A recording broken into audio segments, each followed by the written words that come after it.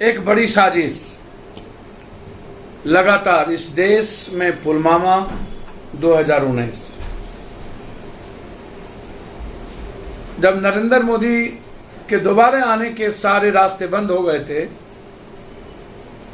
तो एक गहरी साजिश शुरुआत हुई पुलवामा से। पूरी दुनिया को पता है सतपाल जी ने क्या सवाल खड़े किए और उसको कैसे खत्म किया गया। उसके बाद मोदी को नायक के रूप में बनाने के लिए सबसे पहली पिक्चर एक्सीडेंटल बनाया गया मनमोहन सिंह जी। एक्सीडेंटल पिक्चर के बाद लोगों को यह दिखाया गया कि एक प्राइम मिनिस्टर ये, और दोबारा एक पिक्चर बनाया गया नरेंद्र मोदी, जिसको नायक के रूप में दिखाया गया। लगातार इस देश के आने वाले नए पीढ़ियों को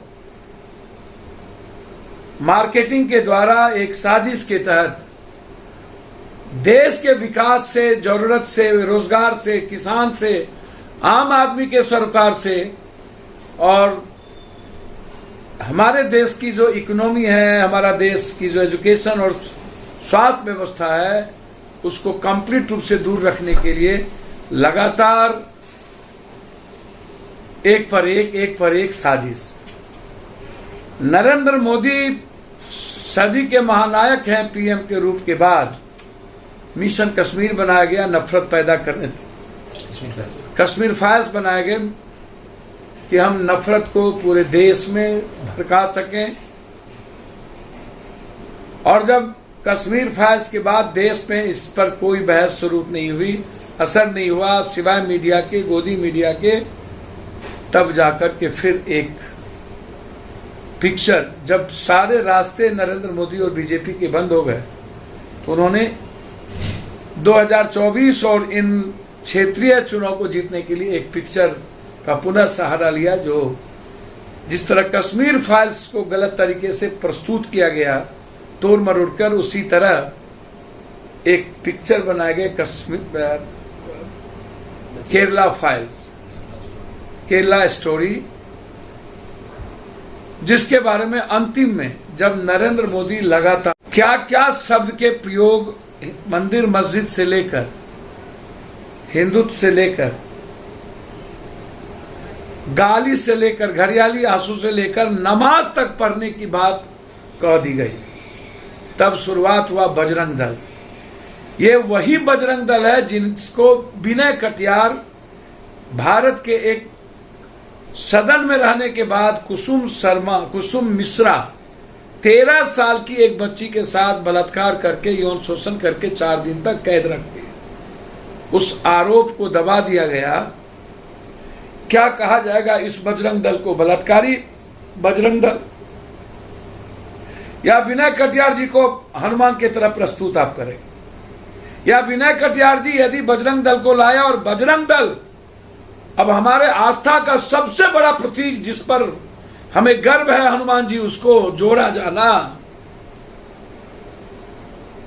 और हर भाषण में नारा लगवाना बजरंग दल, बजरंग बली। कोई रास्ता जब बंद हो गया, बजरंग बली के रास्ते भी जब नरेंद्र मोदी के बंद हो गए, कर्नाटक में जब ये तय हो गई कि पूरे देश में बजरंग बली की मंदिर हम लोग बनाएंगे, पूरे बिहार में पप्पू यादव बनाएंगे, मैं आपसे जानना चाहता हूं, क्या वही रेपिस्ट जिसने बजरंग दल को बनाया था, आज वो बजरंग दल को जिस तरीके से बीजेपी और नरेंद्र मोदी जी ने हमारे आस्था के सबसे श्रेष्ठकर मर्यादित पुरुषोत्तम राम की छाया रहने वाले हनुमान को जिस तरीके से जोड़ा गया है, क्या ये माफी मांगने की बात नहीं है? हम उम्मीद करते हैं कि ऐसे लोगों को माफी मांगनी चाहिए कि हमारे भगवान का इस्तेमाल राजनीति के लिए और एक निचले, जिसको क्या कहा जाए, फिर कोई बात कहूं तो गलत होगा, स्तर पर जाकर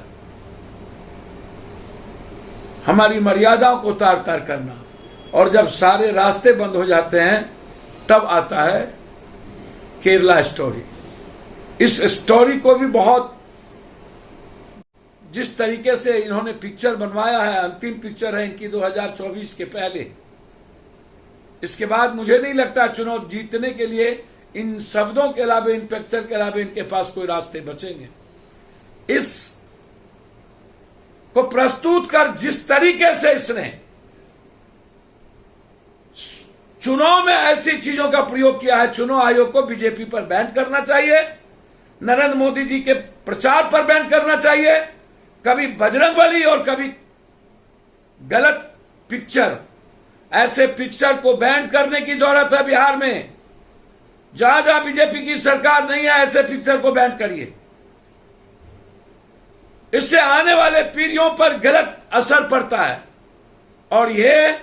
ऐसे ही गलत चीजों का सहारा लेकर सत्ता में आने का प्रयास करते हैं। मैं उम्मीद करता हूं सरकार से कि सरकार इस चीजों को बैन करे, अन्यथा विपक्षी सरकार जहां उसको बैन करे और चुनाव आयोग इसको सो मोटो नोटिस ले। और मैं चैलेंज के साथ कहता हूं, इतने गाली गलौज के बाद, धर्म का नाम लेने के बाद यह साबित हो जाएगा इस बार कि अब नरेंद्र मोदी जी और भाजपा की कोई साजिश इस देश के विकास पर, इस देश के रोजगार पर, इस देश के किसान पर, इस देश के महिलाओं पर, इस देश के युवाओं पर, मजदूरों पर कोई असर नहीं पड़ेगा। हमें वह देश चाहिए जिसमें जीने का, बोलने का, चलने का, न्याय का, राइट ऑफ एजुकेशन का, हेल्थ का, इकोनॉमी का हमें आजादी मिले और हम उस आजादी के लिए आगे बढ़े हैं। इसीलिए हम आज अपील करते हैं इस देश के